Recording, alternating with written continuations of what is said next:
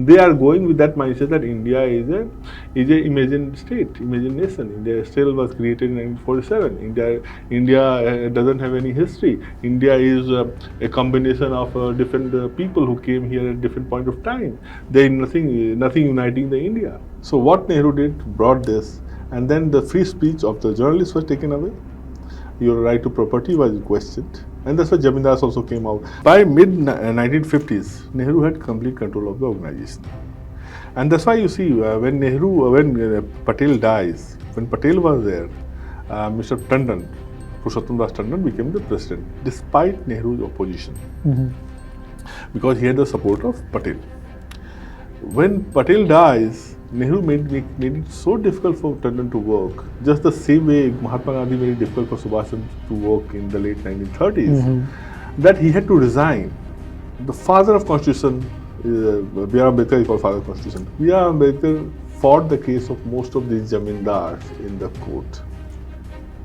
This tells a lot about what went wrong with the Constitution after Nehru's intervention with First Amendment. So we don't talk about that. Nehru has banned over 3 dozen books and films. No one talks about that.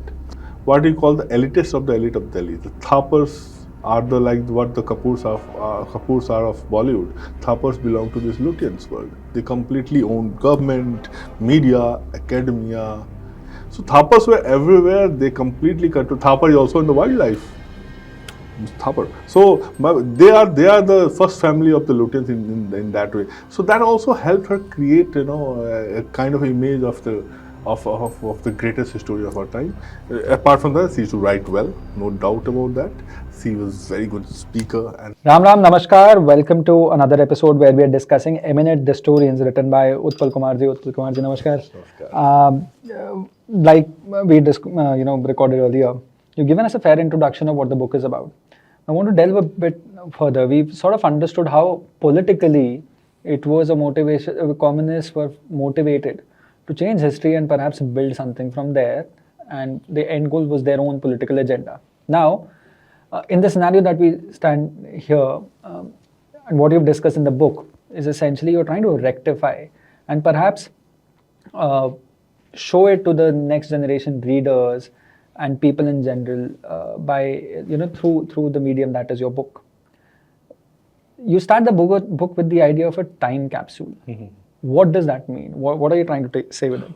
Time capsule is a very fascinating story, in fact, and that's why I chose it the first story to reveal the sinister, double-faced side of our eminent historians. So what happened that and this is not some fairy tale. This is a real story, unfortunately, about which there is no record now. Like one prominent activist, academician come activist, she reached out Education Ministry in 2013, if I'm not wrong, to find out more about that. And the ministry said that they don't have any record.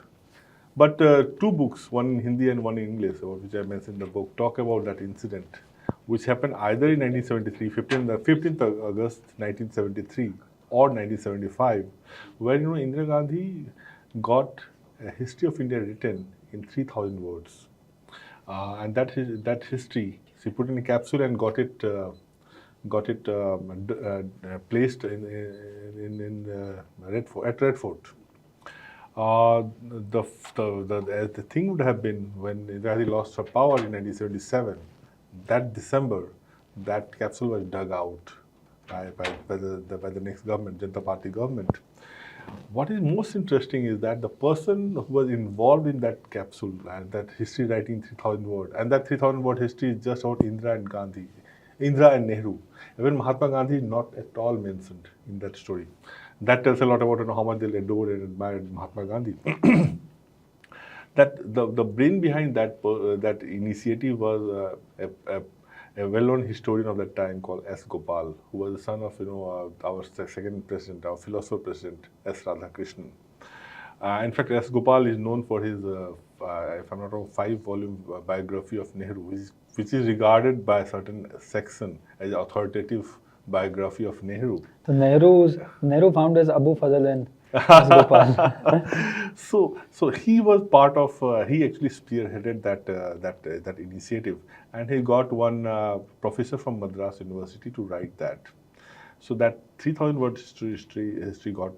Unfortunately, that professor, in fact, he later in an interview said that he didn't get a penny out of it. So I think every money must have been taken by I don't know who all. We can all imagine where it went. So, but even more interesting thing, and that really exposes the mindset of our eminent historians, is that when Indira Gandhi government falls, the same gentleman as Gopal, in an interview with Link, the left-wing magazine, he openly comes and criticizes Indira Gandhi government. And in fact, he comes and says that there is no need for such thing to happen. The history should not be distorted. And then he calls Indira Gandhi a dictatorial government. So that tells a lot about that. You have the cake and eat it too, syndrome. Another interesting thing with that episode is that the person standing with S. Gopal at that time was Bipin Chandra. Now, Bipin Chandra is known for his history. He's a modern history historian. He writes on modern history, and his book is one of his book is India After Independence. And in that book, he actually defended emergency. He blamed Jayaprakash Narayan and his quote unquote anarchist policies for pushing Indira Gandhi to bring in emergency. He in fact cites in his book all good things that happened during emergency, including the people started coming on time and everything. Yeah. So he glorified that phase. And that gentleman was standing next to S. Gopal when S. Gopal was stressing Indira Gandhi after she lost her power. So that was one very perfect example. That's why I started with that. In fact, the reason I wanted to discuss the book with you and perhaps talk about these academics or historians is the same. Bipin Chandra is read by young people across the country, and this book India Since Independence, I think UPSC aspirants ke liye to that's Bible. That's Bible. Yeah. And if anybody reads it and is not able to fathom or not able to understand the alternate point of view, that becomes the ultimate truth for them. Yeah. And in that book India Since Independence, if you've not read, if you've not had that red pill, you will your education, the mindset that you will have, वो कांग्रेस से beyond निकल ही नहीं पाएगा. So in some way they are also, in some way, I won't say Quran but to a certain sense, it's like that, Bible or a Quran for a certain set of people who want to repeatedly just show that Congress ways or Congressian ideas, policies and politics, and they were the only good thing that happened to India, and which is exactly where the problem is. Yeah, exactly. You cannot summarize the extent of intelligentsia or the knowledge or the wisdom of eminent people who've lived on this land for the longest of time and bring that कि भाई इस किताब से ऊपर कुछ है नहीं. And like you said, the intention behind this is the communist movement, the communist idea, and uska end goal was the political power. Yeah. Apart from this, I think there's a gentleman called D.N. Jha also, because and for a certain reason, and I'd like to reflect on myself also.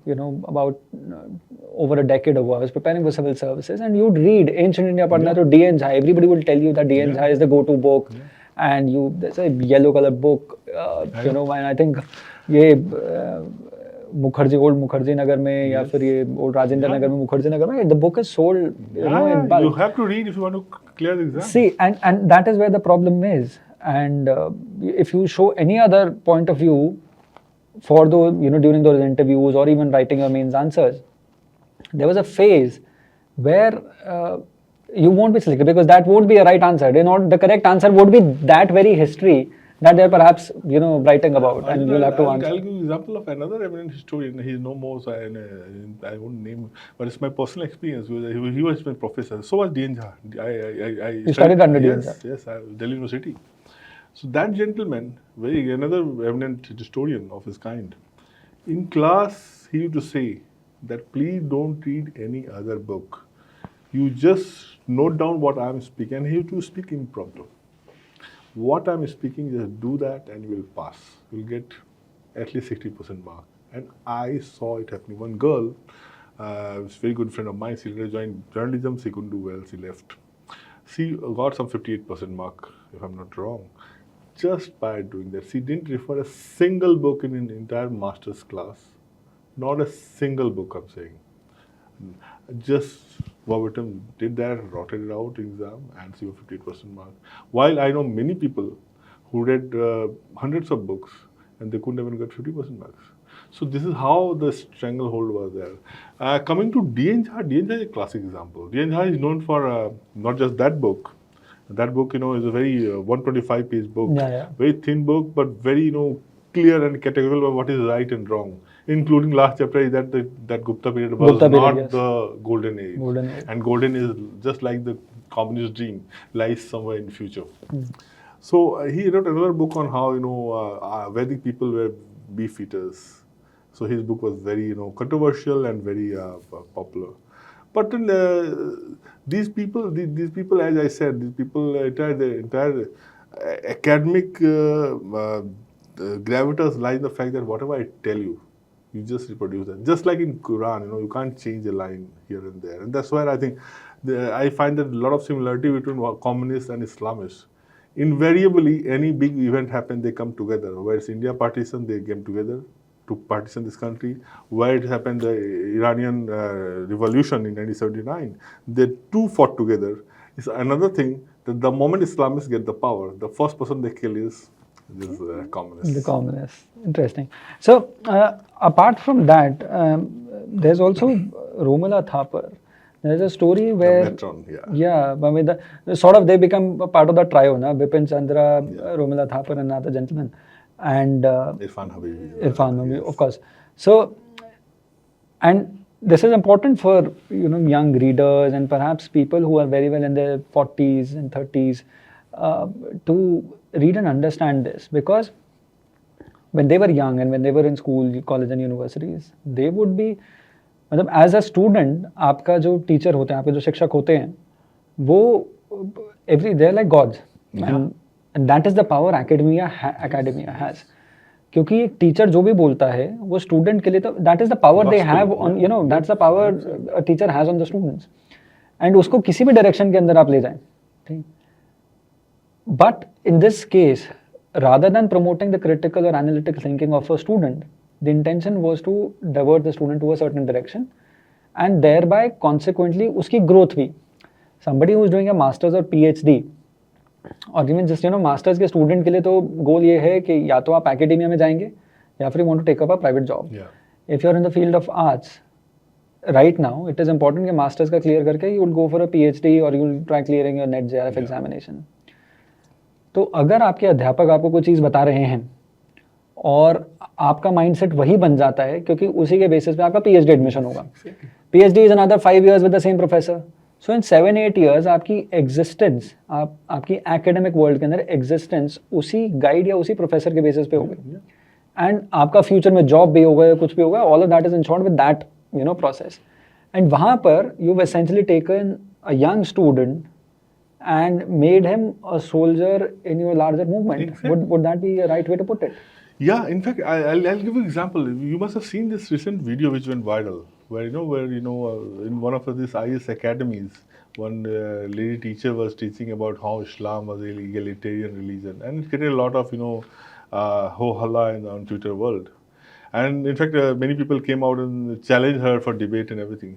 I had a slightly contrarian thing. You see, that I have all sympathy for that girl. What that woman was doing, her goal is to create an IS officer. And for that, you have to write what is needed to write. And that's exactly what you still need to write. If you take my book and copy it in IS exam, I'll give you that you're going to fail. You still won't pass.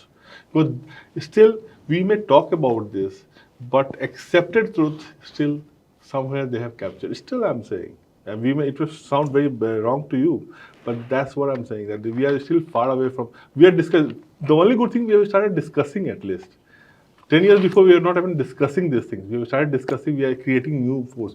But if we want to get jobs, we want to get into established history, they still command it. I'm sorry to say, Gandhi still got us the freedom. Ashoka still is great. Akbar is super great. That story is still there. And that's why that lady was teaching for an IAS aspirant. She was not teaching for for intellectual this thing, and that was she was doing the right job, because that's where we have not changed the history, and that's what is happening today. Even most of the students who are coming out of our schools, colleges, or even applying for our civil services, they are going with that mindset that India is a imagined state, imagined nation. India still was created in 1947. India doesn't have any history. India is a combination of different people who came here at different point of time. There is nothing uniting the India. So that's being ingrained in their mind, and that's where the challenge is.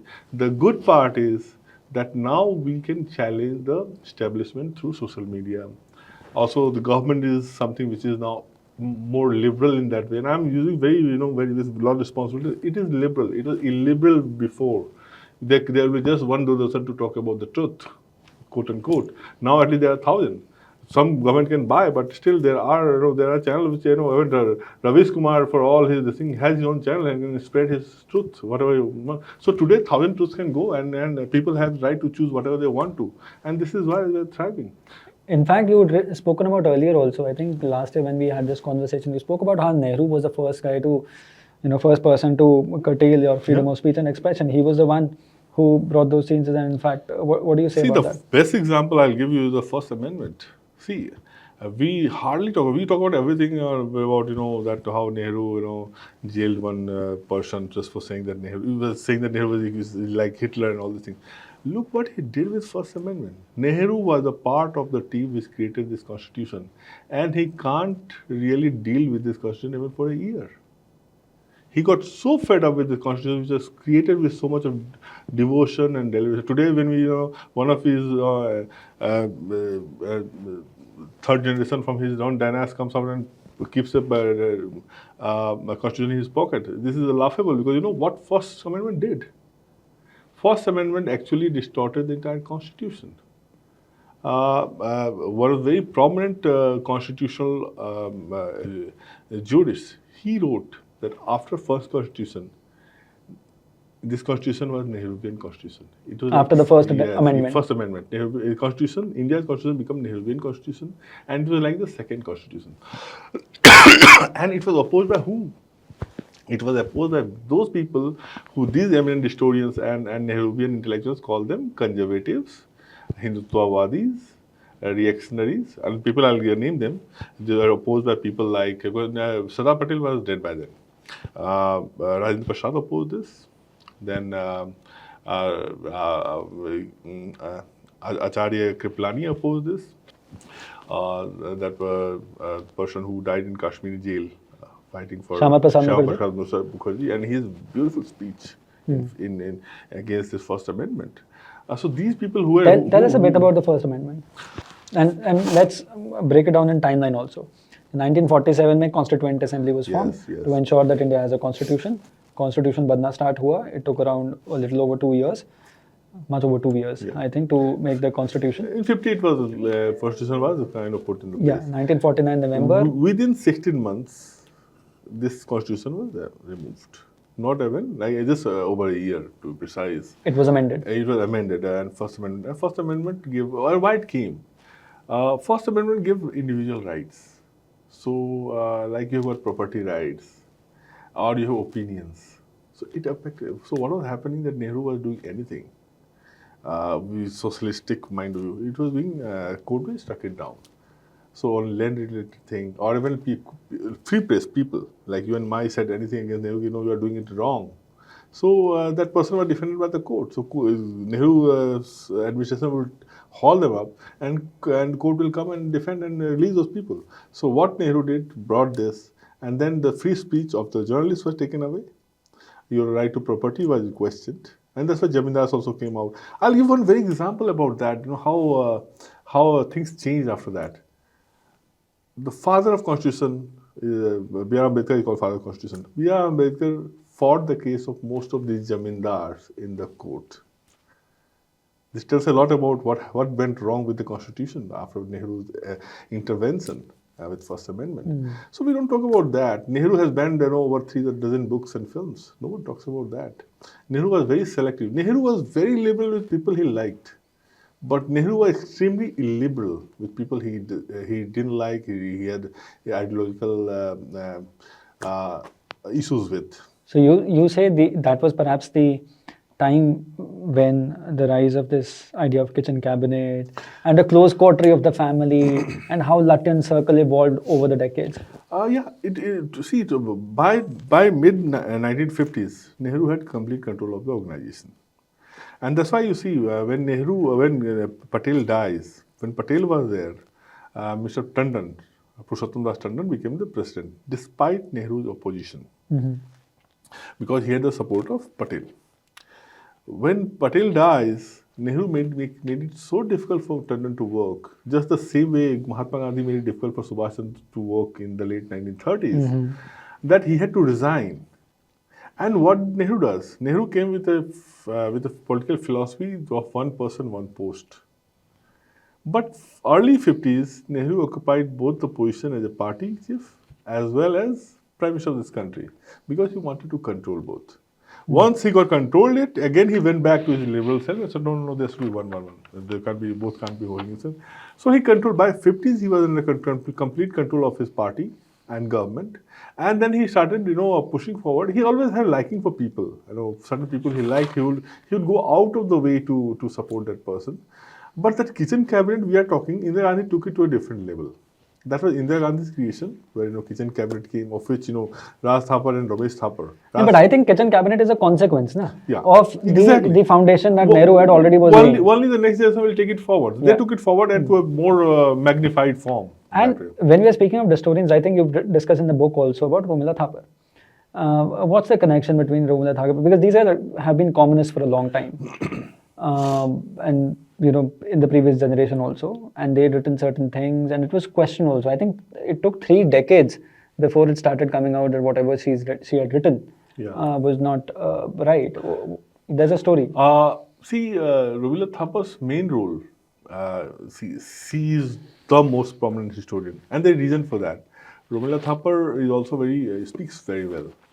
She speaks very well. She is very articulate. Some of the other eminent historians might not be that articulate, but she used to write well. She was very articulate, and she belonged to what we call the elitists of the elite of Delhi. The Thapars are what the Kapoors are of Bollywood. Thapars belong to this Lutyens world. They completely own government, media, academia. Thapars are also related to Kapoors, by the way. Yes, they are. I'm not joking. Thapar was also the defense chief when the India-China war happened. So Thapars were everywhere. They completely control. Thapar is also in the wildlife. Thapar. So they are the first family of the Lutyens in that way. So that also helped her create a kind of image of the greatest historian of our time. Apart from that, she used to write well, no doubt about that. She was very good speaker, and she was very no sexism applied here. She was very good looking also. So, and I've listened to her. It was very impressive. I've gone to her house in Maharani Bagh also. She has beautiful library. No doubt about that. And she is very articulate. So these things have helped her. But what she did, you read her history. In fact, I'll come with one reporter, in fact a columnist from Financial Times. He, in his review of Romila Thapar's book, Edward Luce is the author's name, reviewer's name. In the review of early history by Romila Thapar, he says that Romila Thapar is the one who proved beyond doubt that Hindus destroyed temples and Buddhist viharas. And what an incredible work that is. He wrote in that. This happened 2003-4 की बात है, just 20 years back. I'll just jog it back around 2000, early 2000. One American researcher came to India, the lady. She came to India, and when she was in Delhi, one article appeared in Hindustan Times that said that Hindus had destroyed temples and Buddhist viharas. In Hindustan Times, an article had come. That lady goes to that historian, asks him that, okay, I'm doing research on that. Can you share the evidence of that with me? The gentleman says, sorry, I don't have evidence, but Romila has all the evidence. Please go to Romila Thapar. She has all the evidences. She then follows the thing, goes to Romila Thapar and asks for the same. Romila Thapar says, oh, so sorry, I don't have the evidence. But Richard Eaton, the great historian from America, has everything with him. Now, interestingly, the first person she went was Harbans Mukhia, another evident historian. Interestingly, in 1969, Romila Thapar, Harbans Mukhia, Bipin Chandra, all three came out and wrote a 69-page book where Romila Thapar categorically writes that Hindus, rulers had destroyed temples and viharas. In 1969, and in early 2000s, when an American researcher reaches out to her for evidence, she doesn't have evidence, and she's saying, oh, I don't have, but Mr. Eaton has something, please go and do. So for 30 years without an evidence, they had their say and no one questioned them. That's what ecosystem does. There was no accountability, there were no questions. Whatever they said was accepted. For 30 years, he propagated this thing, temple destruction, and there were no questions. And the reality now is, okay, you'll ask, but what wasn't temple destroyed? There was one king called Harsha in Kashmir. He destroyed temples. But again, the devil lies in the detail. Harsha in Kalhan's Raj Tarangini is called Turushka, a person who behaves like Turks for his activities, and he has been completely took on in that book. And he said that he also has employed Turks in his army, Turks in his army, who are behaving like that. The narrative which comes out when you read is that he was behaving out of greed. He was plundering for money because his state was completely bankrupt, and he was trying to do. But even if you forget that, can't there be some idiots who can do something, some really frivolous thing, some heinous thing? Can that be applied to entire society? Exceptions do happen. But even here, how does society react to that? He is like Turks. So basically, he is un-Hindu, non-Hindu behavior. There were other examples. Now, when you go to South, there were some temple destruction incidents. When Chalukyas and Cholas fought, for instance, they fought. Whenever like Chalukyas will win, or Cholas will win, they will go and destroy the main temple of the other king. But how they will, fine, this is history. Eminent historian will stop there and won't say anything further than that. The real story is after that. What will Chola king do after destroying the temple, or before destroying the temple?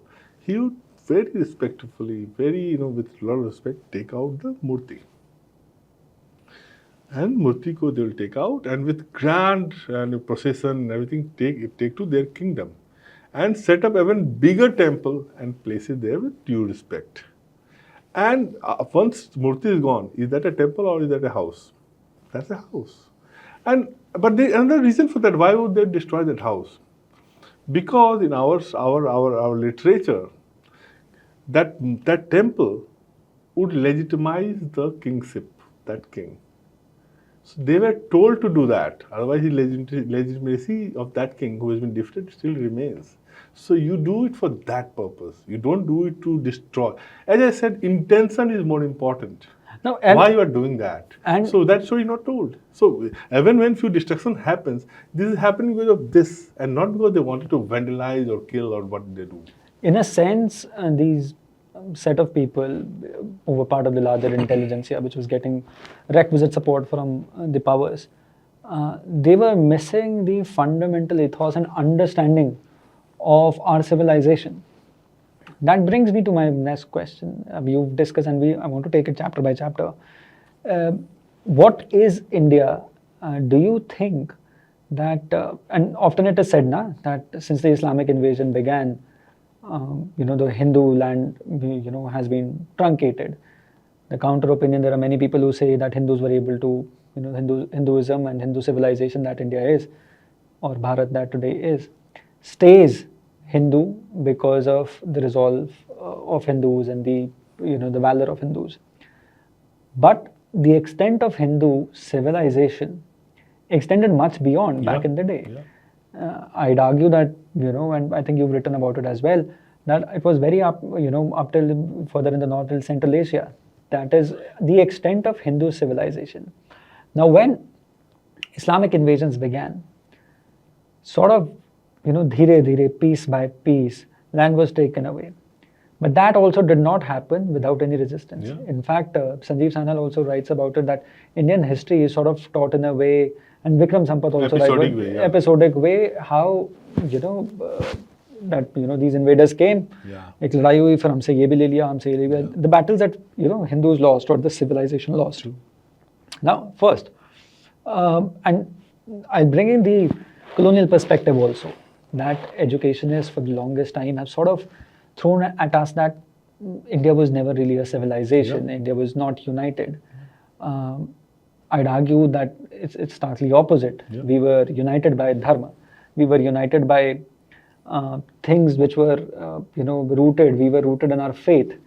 Our boundaries may be fluid, but our Puranas talk about our geographical extent. Our other Vedic literature talks about our geographical extent. And to top it off, we had people who knew or perhaps related to each other because we followed a certain sect, we followed certain philosophies, and that essentially is the dharmic school. Buddhism के बारे में बात करें, Jainism के बारे में बात करें, these are stark in contrast with how Abrahamic religions are. Tell us a bit about what is India through the ancient Indian lens, the Aryans, and in fact you discuss the Aryan invasion theory also. You debunk it again. So tell us a bit about that. I'll start with, our entire literature, in fact, talks about India as one civilizationally. Puranas talk about, Himadasya, Dakshin, Uttaram, and then go to Samudra. So from Himalaya to the sea, the land is called Bharata. This Purana says. But forget about that, we can still say that these people are trying to be very hyperbolic about it. When Alexander comes, his historians said the same thing. They saw east of Sindhu as kind of, as one. And with everyone knowing every detail about geography of this country from Panya south to the north. And with history going 165 kings, if I'm not wrong, as back as that. So there was a sense of history, there was a sense of civilization, there was a sense of unity, which others saw. Forget about what we saw. I will say that we often say that that India got divided in 1947. I believe that India has been losing its geography and sense of civilizational history for last 2,000 years, unfortunately. Slowly, and especially after Islam came into existence, so it cut us simply. Like Indus was not our just the beginning of Bharat. Bharat was also Afghanistan was as Bharat as anything else. Today's Iraq was as much Bharat as anything. You will find historically they were very much aligned. Entire Central Asia. In fact, one American historian calls from 1700 BC to 400 AD era of Sanskrit in Central Asia. That was Central Asia. In fact, Vayu Puranas talk in detail about this entire region, Central Asia, going up to the Arctic region. In fact, one Mr. Abid, S.M. Abid, if I'm not wrong, he wrote a beautiful book on Puranas and geography. And he says that Vayu Purana gives such a graphic description of that region, of northern region, Arctic and all these regions, that it wasn't possible that that person had not gone and seen for himself. It was that graphic. So that we have only forgotten about that. Mongolia, the emblem has Shiva there. So Mongolia, and there's another myth which people like Dalrymple, who now is kind of admired by a section on the right also, will say that it's Buddhism which went there in the Central Asia. To the contrary, it was Hinduism which first reached there, and Buddhism succeeded in only those places which were first converted in that sense, I'm saying, by Hinduism. So wherever Hinduism they reached out, and because there even you can debate dialogue. Buddhism for the longest time was also treated as a sect. So I'll give example of this is a mythology in Mongolia. Okay. So Mongolia converted Buddhism overnight, and in one of the dreams, king or queen, I'm forgetting that, sees that Lord Shiva comes, Bhagwan Shiva aate hain. So Lord Shiva comes and says, convert ho jao. So that tradition says that from Hinduism to Buddhism, and not from Buddhism to Hinduism. And that's why you go to as far places as Japan, you find temples of Varuna, temples of Saraswati. You don't find in India. You don't find in this country where you were born. Vedic gods and goddesses. Varuna is no longer worshipped in India. Brahma temple you find in Thailand also. So these all places were all Indian places, and it goes centuries before. We somehow, because we face such a existential crisis after the invasion of Islam, that where your life is at stake, you save your life rather than you'll save your religion or manuscript or those kind of things. But tell me, don't you think, isn't it criminal that even Hindu leaders for the longest time were not able to promote it, push it further? That, the extent of Hindu civilization or Indic civilization. I'll tell you an example. I'll give you a very example. Sometimes your sense of imagination doesn't go there. If you're born with a view that Aryans came from outside, it would take you a lot of leap of faith and openness of your mind to suddenly accept it. No, they were from this place. I'll give you an example of that. Lokmanya Bal Gangadhar Tilak, he's a nationalist, absolutely, and it's commendable work. He was one of the first leaders who took British head on. I mean, he believed that we came from outside. In fact, Ambedkar that way was more open. Ambedkar never believed that Aryans came from outside. He believed that they were from this country. It needs a lot of, see, this coloniality is very difficult to get away. Mental coloniality. We are still not. And what I say, if a Gora writes this book, he will have, I'm sure, 5 times more readers. And it happened. Look what Dellimple's book does. It's a good book, very well. Dellimple is an excellent writer, and he does a very good research. I'm not denying that. But the same kind of research have been told before. Please, that's not a new thing he said. That book is available. But there's a. But then Agora writing it will have because it also gives a lot of vindication. Oh wow, British has said this. So see, coloniality is very difficult to. That being said, there's also an argument in the larger right-wing space that the right wing has not given much, many academics of high metal or many intellectuals, people who want to bash the right wing, every now and then. Romila Thapar said me the same thing. That where is the right wing historian? So, do you think that's changing now? Or, of course, that is changing. But do you think that there was a gap for the longest time? या फिर वो gap was constructed? It was deliberate कि if, for instance, right wing historian को अगर job ही नहीं मिलेगी तो right wing रह के वो पेट में अगर रोटी नहीं रहेगी वो history का क्या करेगा? You tell me, we have been long enough to see both the dispensation before and after. How many of us could have written in mainstream? I don't think still mainstream newspapers or place still gives us the lead articles to write. Yeah. They don't. They still give to selective few. They've chosen few. It's I will not name here, but the rest of them are excluded. Despite the quality, you write the best article in the world, they will not publish it. And they'll judge you. Yeah. The first thing they'll do is, no, it's not good enough. Exactly. How do you judge what is good or not good enough? Because the parameters that you've set for yourself are the parameters that have been given by somebody else. So tell me if this is the case right now, when we are 10, 11 years into a nationalist government, quote unquote. What was the situation when there were no such things? When they were complete unbridled power, 80s, 90s, still they started saying, and that's where you see the challenge also started from 90s. All these 80s things have started churning out from Sitaram Goel, and those were working before and all, but for late 80s started churning out. But actually started flowering from 90s, when the stronghold of one particular party started withering. But when they were in the 70s, 80s, 60s, 70s, 80s, look when there was no suppose. आप कहाँ लिखोगे? Where will you get the job? अभी भी तो आपको IAS Academy में पास करने के लिए आपको वही पढ़ना पड़ता जो that वो लड़की पढ़ा रही थी. So what you are saying is कि one that Congress leaders के political agenda को suit करता था इस तरह की बात बोलना है इस तरह का mindset. See, Congress people all they want. See, I'll personally say that they never took it that much thought into that.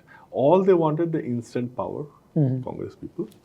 All they wanted that they should be given all the credit for all the good happening, whether they fought independence, So you see, you read modern history of Bipin Chandra, all they give all the due credit to Nehru and Gandhi, going to the extent of calling Bhagat Singh terrorists and all these people. Some of them they do call. So that way they delivered. Congress they delivered. They gave them the legitimacy that yes, बिना खड़ग बिना तलवार की आज़ादी हम पा लिए थे. गाना भी है एक. So they did that. But communism has a larger role. That's where they didn't realize it. So the understanding, so they had So the Congress- fundamental understanding of India or Indic civilization was missing on these leaders, Yes, absolutely. and that is perhaps changing now. Absolutely. And And, which is you, why- and you see what I'm saying, that people who say that they were, where were these nationalist historians? When India was getting independence, India had nationalist historians like R.C. Midar and Jodha Sarkar, to name just few, there are many others. And they wanted to write, they reached out to this government of India. They in fact reached out to Education Ministry. R.C. Midar in his book Preface writes, I mentioned in my book also, that he reached out to Education Ministry under Abul Kalam Azad. There was no response. He reaches out to then President of India, Rajendra Prasad. He was excited because he was one of few persons who really wanted to do this. He wanted Bharat history to come out from Bharat's perspective.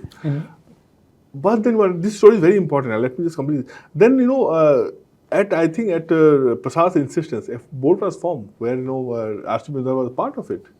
But that board could not exist for more than a year or a year and a half. That's why the board was disbanded. And then another board was created after a year or so when R.C. Midar was not even called, was not even part of it. And that board wrote a history of India, which now today we a history of India under Tarachand, pro-Congress history.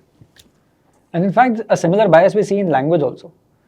कि जो English में history जो लिखी हुई है, English के अंदर India के बारे में जो लिखा हुआ है और हिंदी में जो भारत के बारे में लिखा हुआ है, उस दोनों के अंदर आप एक वो बायस आपको बड़ा क्लियरली दिख जाता है. हिंदी वाले क्योंकि उसकी readership is not as for the Lutyens, the readership वो नहीं है, तभी वो एक गैप बनाता है इंडिया और भारत के बीच का जो गैप है, वो यही गैप है कि जो हिंदी साहित्यकारों ने भारत के बारे में लिखा है और भारत की जो परिभाषा दी है, और अंग्रेजी में इंडिया ये परिभाषा जिन Thank लोगों God ने for definition that. है. Thank God for that. तो इसी वजह से जो अर्बन और रूरल का जो गैप है वो इसी वजह से वो हुआ, लेकिन ये बोली कि जो भारत बच गया ना, हाँ, भारत बच गया. भारत बच गया. And today Bharat is kind of claiming its right. और You see the rebellion of Bharat against India in some way. Yes, और उसी भारत को आवाज मिली because of social media. Exactly. Right. And that's why people who entrench people in Lutyens, they hate. They could give him all names, like Ramchandra Guha came up with an article calling them internet Hindus and what not, because they hate. Because they believe that they had the monopoly of voices. They could have controlled voices. They could have ensured कि कौन बोलेगा, कौन नहीं बोलेगा, कौन लिखेगा, कौन नहीं लिखेगा. Today, no one mind. I know there are a lot of unsavory things also go in social media, but today at least everyone has the freedom. Today, you want to say something, you say, no one can stop you. It's a great democratic experiment. How about this then? I think Sanjeev Sanyal began by talking about or debunking the idea of Ashoka and Ashoka's Buddhism. You've dealt it in your book. Yes. And in a fair detail. Ashoka was, in fact, I just took it a bit forward. Ashoka was largely the creation of Nehruvian imagination. Nehru loved Ashoka. In fact, in his letter to his daughter, he writes a beautiful letter. He was a good writer. I write beautifully talking about how great Ashoka was. So that manifested, the 50s, that manifested in the creation of an icon, Ashoka. It also worked in that entire, creation of a new nation kind of phenomena where they needed the kind of a leader, hero, to showcase, oh, look, I mean, we had the great people. So it was a creation. Ashoka wasn't that great from our Indian perspective in any way. He was, in fact, you can realize from the fact that he was, even by 1960, he was forgotten. A country which doesn't forget Ram Krishna, doesn't forget Vyasa and Valmiki, country doesn't forget, Shankara, forget Ashoka, if he was so great. How? He was forgotten till he was accidentally found by Prinsep in 1815. So why was forgotten? And Ashoka's greatness, see how it's created. It's a beautiful creation of, it's a beautiful creation, I will say. That, oh wow, this battle happened and 1 lakh plus people got killed in Kalinga. So this guy got converted into Buddhism. The fact is that Ashoka was already a Buddhist when he fought Kalinga war. So that entire story was such a beautiful story, got completely, twisted. And if it was so great, by the time Ashoka dies, his kingdom his empire was already in tatters. Already in tatters. And this, some of these records are mentioned even by Romila Thapar in her book on Ashoka. So the point is, Ashoka has been created. So the first distortion starts at the beginning of our new republic, when Nehru created a greatness out of Ashoka. But there is another angle to that. That's quite fascinating, and that's where I really sometimes I admire our historians. They created Ashoka, the greatness of Ashoka, and then in medieval they created the greatness of Akbar, and then the same historians will later come and you read it, and some of them have tried doing that also. They compare the two and they say, oh, Ashoka, he still had the blemish of Kalinga, but Akbar was great. So look how they did it. Oh, Ashoka was great, but he was greater. So they play beautifully, and without any facts and figures, or maybe quoting half truths. And how about the Gupta period then? Gupta was I was slightly I'll different from both nationalist and leftist historian there in my book. Like I believe that it's a golden era, no doubt about that. A kind of literature, kind of trade, kind of things were happening at that time. The rulers we had, it will qualify any day for the Gupta period, for being the golden period. But unlike even the nationalist historian, doesn't believe that our golden period ends with the end of Guptas. I was actually, seeing one of this podcasts recently done by a slightly center-right podcaster, where said how Hunas destroyed the golden era by decimating Guptas. The Huna phenomena was northwest India. That's it. A very small time. Northwest India. Not even like Geographically, tell the name of the place. Like you can say around Delhi, say like left. Okay. But is that India? Now so look at after Guptas what happens. We have Cholas, we have Pallavas, we have Karkotas, we have Palas, we have got this Kailash temple in Deccan. I'm forgetting the fight between Palas and the Pratiharas, and the third angle to that was who ruled this Maharashtra part. So these were equally golden era for us. Look at Chola phase, kind of wealth, affluence, literature, architecture. Can anybody meet the architecture of Chola? No. So our golden era didn't end there. What happened? It got spread across the country. In north we have Karkotas in Kashmir. All the great temples came at that time. Beautiful environment. So was that convenient history writing, or was that a biased history writing? See, the moment you say all these things, also before that we have a Delhi-centric history. Delhi became the center of a historiography. And what we did, we thought, oh, Delhi is our capital, so Delhi has to be the center. Delhi was never center, boss.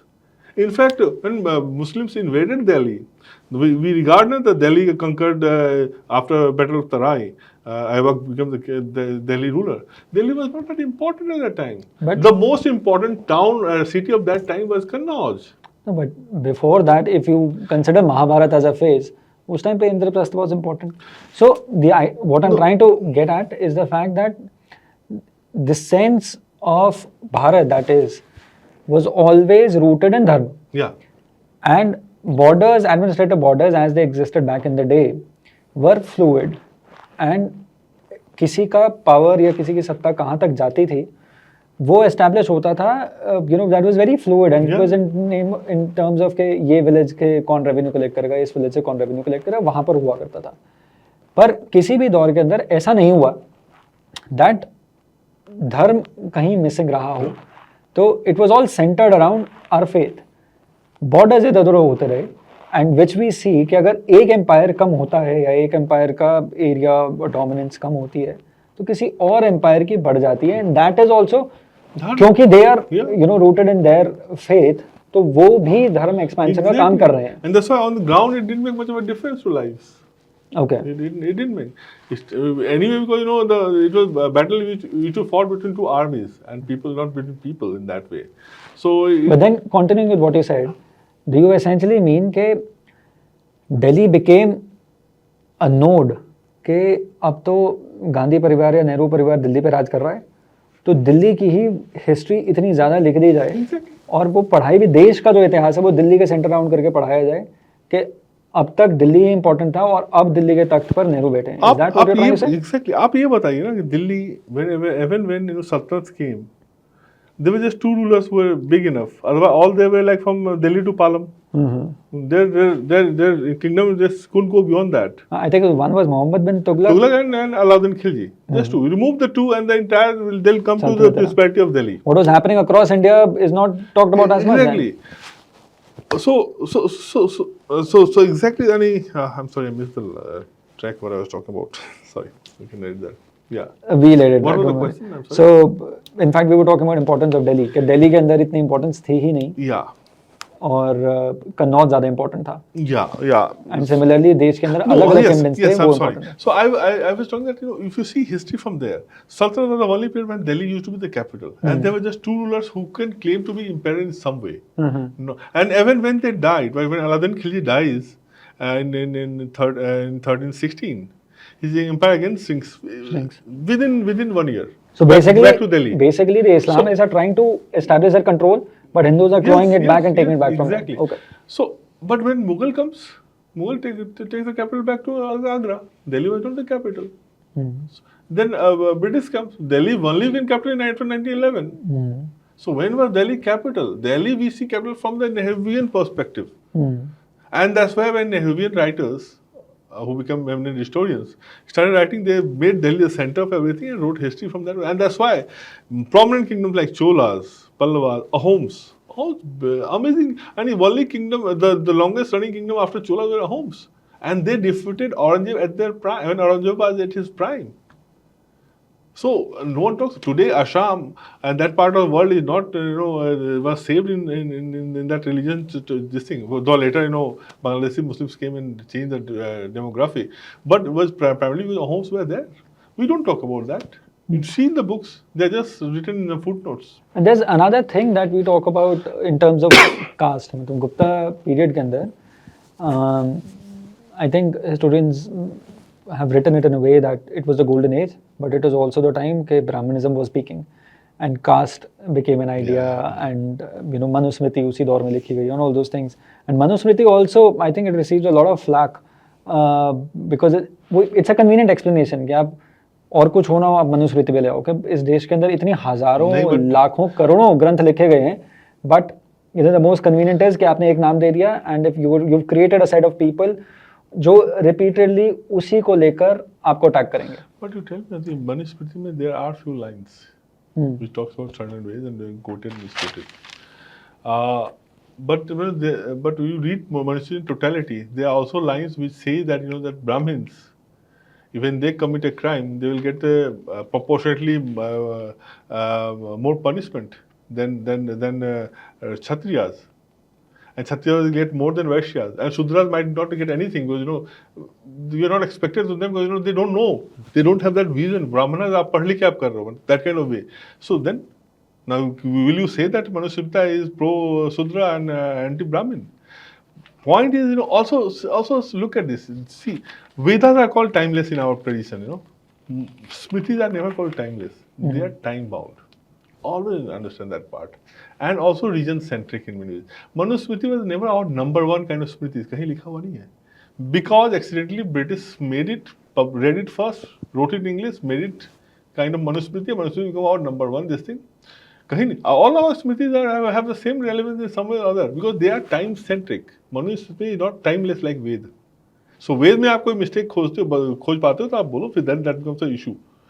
But Smriti is time bound. उस समय Mahatma Gandhi married his wife at the age of maybe 10 years or 12 years. I'm just saying, it's a crime today. So will you hound him for that?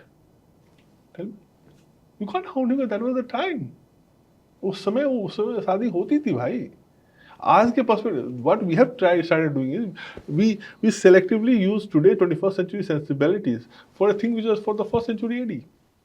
Also, and it's categorically written that it's not timeless. It's time bound. It's for that particular society. And if you find two mistakes, I can find 100 good things written about mother, about wife. There's so many empowering lines there are in that granth. But we selectively pick those 1 and 2.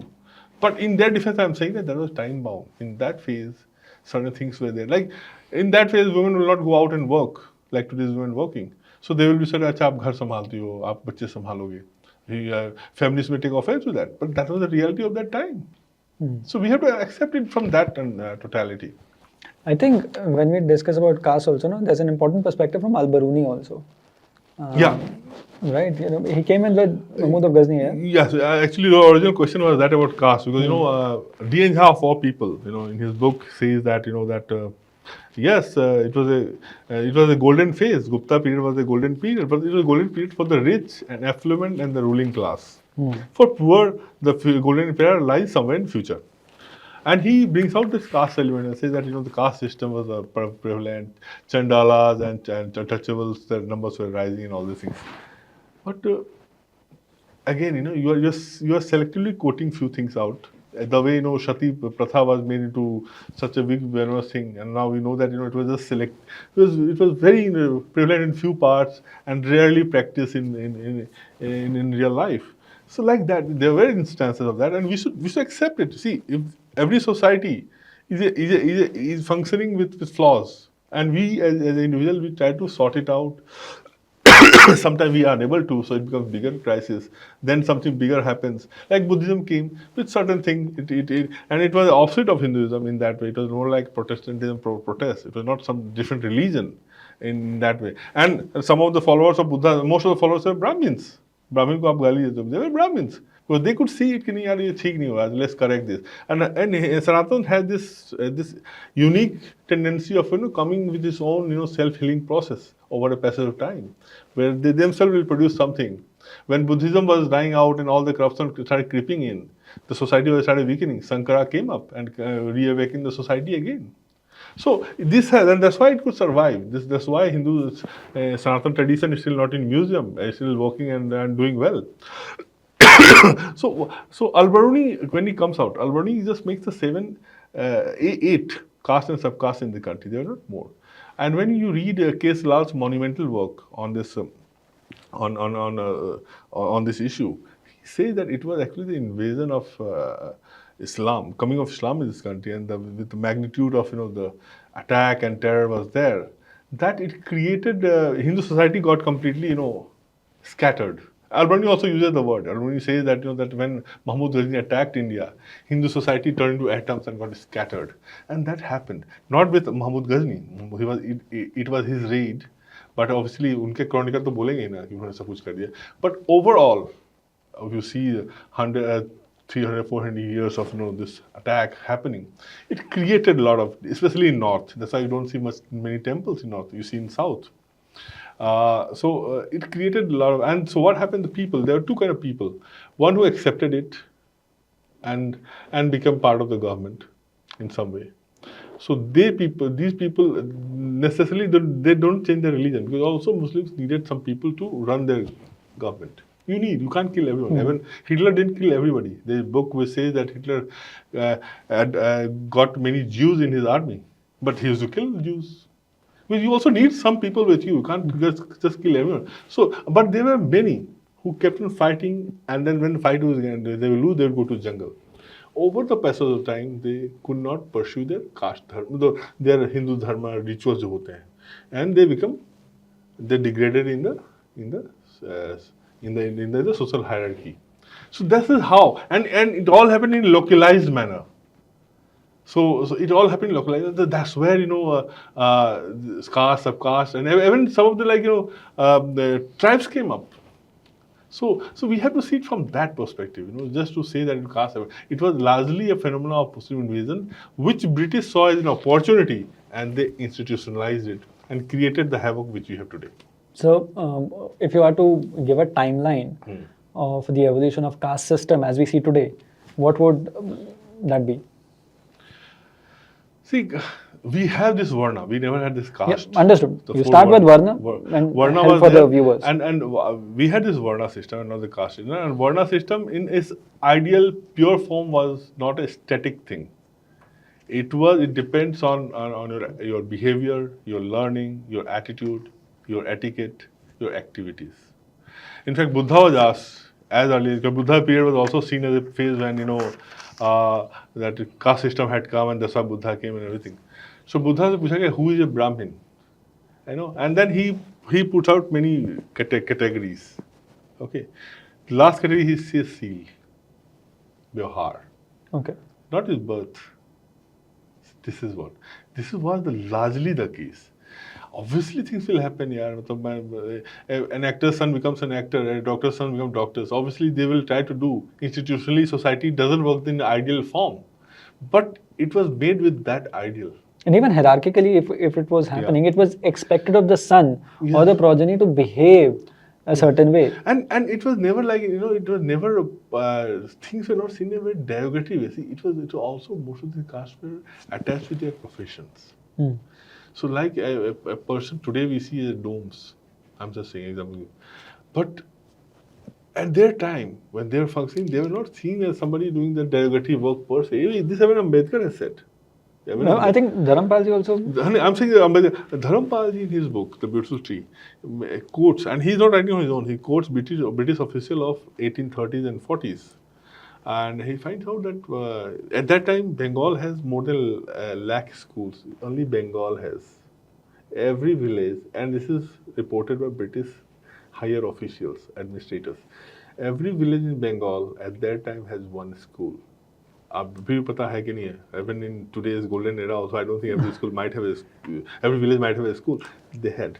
And every school had students from all castes. And I'll give you an exact number, I'm forgetting, was there in my book. Like, for instance, if there are 100 students in a class, majority of them are not Brahmins. Brahmins will be like 25% or so. Actually, the majority will be of the so-called lower caste. They're there. Teachers are also from a large background from this community we call untouchables. So our education system was largely skill based, जिसमें हमारे skills का बात करते हैं, बड़ा modern term हो गया है. उस समय बड़ा गंदा था स्किल्स. मतलब यार ये जो बर्तन बनाने वाला बच्चा बर्तन ही बनाएगा, मतलब that kind of thing. Obviously you can't become a space engineer, there was no space. But what was the need of the society? On that skill-based basis, they were the kind of that caste should be kind of the running the show. So they were completely occupying it, and that's why it was survived, and that's why no one wanted to. Every caste thought that they are superior. It's a very interesting phenomenon, and that was done by one of our sociologists. That who, for instance, in UP, I think he did in UP, and he found out that who kind of persecutes or attacks Dalits most. So it is not the Brahmins. It is just one step ऊपर जो उनसे है वो करते हैं. Like in Chamar, it is Jatos who dominate everything. So they are the one who become the Brahmins of the Jato community. So its system is like that. It's a very complicated system. Trust me, and that's why. Otherwise, who stops? यार कल को सब छोड़ के चले जाएंगे. Brahmins are just 8 to 10%, or not even that. कल सब छोड़ के चले जाएंगे. क्या करोगे? आप you can't do anything about to them. Because they have created in their own also their boss somebody. Yadavs, for instance, or in OBCs, what Yadavs have done. No, but OBCs are a consequence of a modern concept. I'm saying that in that they're not so-called upper caste. I'm saying from caste perspective. So it's a very complicated phenomena, and it was created largely in the British era. But do you think it proliferated in the Middle Ages, medieval time, because everyone got distanced. भी आप इस जंगल में हो, वो उस जंगल में है, वो वहाँ भाग रहा है, वो उधर लड़ रहा है. So they all got distanced. So it all created over the passage of time, over 100 years of time, they become different. They all were same. For example, they were living in the town of Kannauj. Attack happened, and one ran this part, one ran this part. After 100 years, they are Bakshi हो गया, कोई Chhatri हो गया, कोई कुछ हो गया. They all become different. So this created the different kind of subcastes and super subcastes out of this. What British did, British saw an opportunity here. They created their own this thing. They had an enemy inside called Brahmins. So they knew that they know what exactly the nature of the system is. That's why Brahmanism was attacked. They kind of divided military Kshatriyas into new martial race and who are not martial race, and they divided them also. And then they created the third class of victim, where they all are victims. And we are today playing the same victimhood. So basically what you're saying is that Hindu society was divided in form of caste for British convenience. Yeah. And we are suffering perhaps from the same problem today democratic politics as we see today is also a consequence of how British wanted it. Like, our panchayati system was always there. Democracy was in our DNA, but the electoral system and democracy and the constitution and the idea of it is a construct of how the English or colonialists were, wanted it in India. And uske andar, one of the frames that they saw Indian society in was the caste system, and which they had essentially, sort of given a permanence to. And now you're saying कि, वो आज हम उसी form में उसी वजह से देख पा रहे हैं, thanks to that, it's a consequence of that, and it has now become very tough to. Because there now politically everyone has got सबके मुंह में खून लग गया ना. Everyone has got that taste out of it. Now everyone knows that भैया today it's good to be so-called lower caste. Everyone is rushing to become one. Because they know it's political. It's absolutely political, and this is what sometimes democracy does. Democracy sometimes gets the baser element out. I'm all for democracy, but it does sometimes that, and that's why some of our well-known philosophers were against the idea of democracy per se, including Plato. So because the democracy per se cannot be very pro-intellectual in the outlook, but that's a separate debate. But do you think that we've moved from the idea of civilizational unity to political unity since Prime Minister Modi has been in power? Because I and my forthcoming book is called The Modi Disruption, and I see not just from a civilizational perspective, but if you see everything that is happening in this country, even Kumbh Mela for that, we've never seen historically, civilizationally, if you see the timeline of Hindus, we've perhaps never seen a bigger Kumbh Mela. Similarly, there are many things that are happening which are giving Hindus who were so far, for so long divided on caste lines, they're finally perhaps converging towards a political unity. And they're finally sort of, we were suffering as a civilization, we were suffering from that Hanuman syndrome. And now we are coming back to, realizing our power. And I believe that Modi is the galvanizing factor. I will slightly take it, I agree with you in some aspect, yes, that Nehru provided that thing. But I also believe that, I think Nehru is also product of that awakening. Okay. It's a very complicated, because, because 1857 there was a Muslim ruler in India, and 1947 there was always this mass which wanted this to happen. This was being built up. And somehow our leaders were failing us. This is my personal belief. Unfortunately, in Bharat, in India, leaders have not led from the front. They have largely followed the crowd. जहाँ भीड़ जा रही है वहाँ झंडा लेके पहुँच जाते हैं. Modi is slightly different in that way. He is one of you who is occasionally also led. But he also presented a time when already the sense of awakening was there. India was rising. And look at the difference.